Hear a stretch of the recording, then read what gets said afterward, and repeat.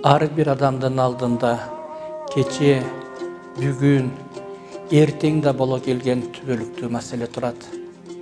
Адам болуу керек. Аны унутуп калабыз да. Чыңгыз Айтматов.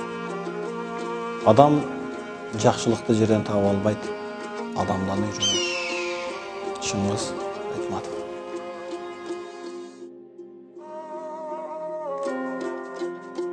Түбөлүктүү нерсе аз. Жаралуу бар жерде жоголуу бар. Чыңгыз Айтматов.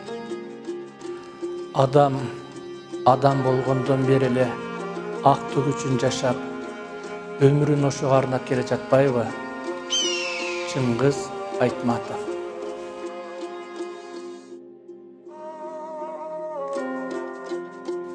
Мен үчүн ата мурастарымдын баары кундуу да, куттуу да, ыйык, таберик. Чыңгыз Айтматов. Адамга эң кыйыны күн сайын адам болуу.